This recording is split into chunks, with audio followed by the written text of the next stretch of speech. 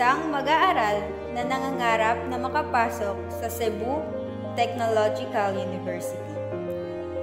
Pinangarap na universidad kung saan tiyak na makakakuha ng mga aral at paghubog sa aking mga kakayahan.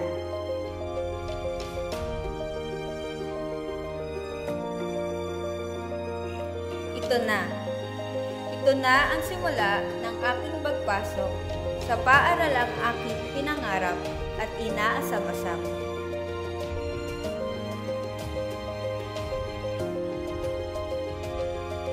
Cebu Technological University. Ako ay isang education student na nais makapagturo sa mga batang may iba't ibang talento at kakayahan.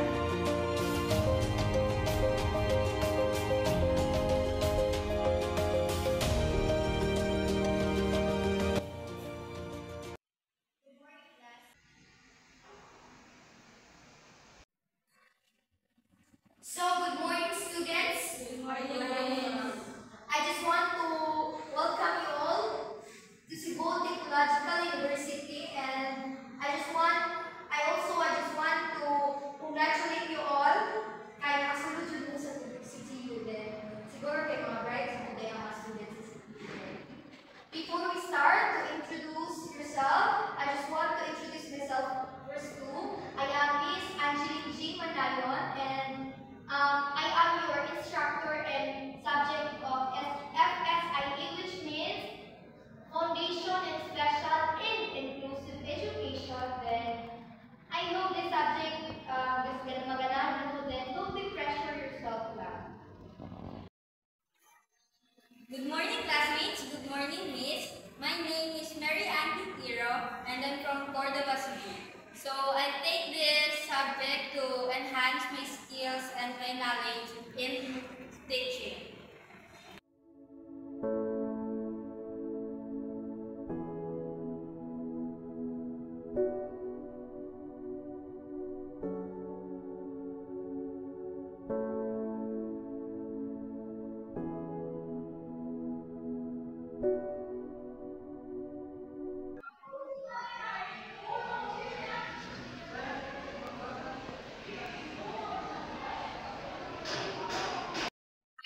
Good morning. We have a program in here, which is the outreach program. And if you are willing to join, you can contact us, and all the information are on the flyers. Thank you so much.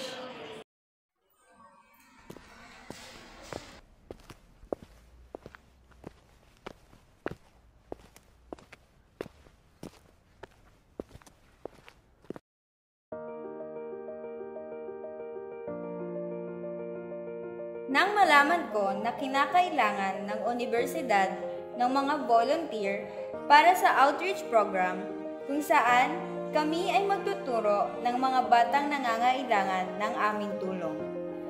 Bilang bahagi sa aking kagustuhang magturo at mas mapaigi ang aking kaalaman sa aking pangarap na propesyon.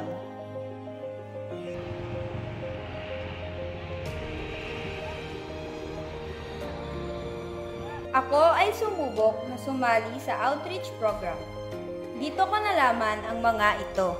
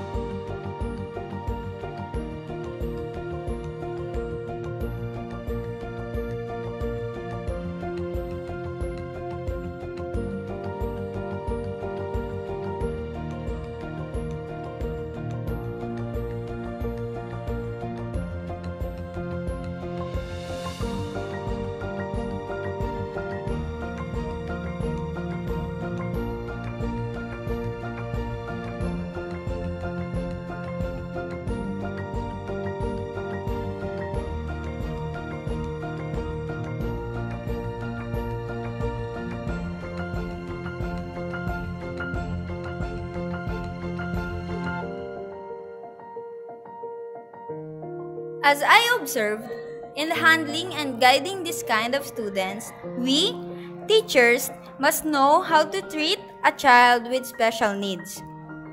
Show them understanding and patience when they struggle. Treat their disability as natural. Encourage the friendships with both non-disabled and disabled kids. Encourage decision-making and independence. Don't try to force them. Give proper support.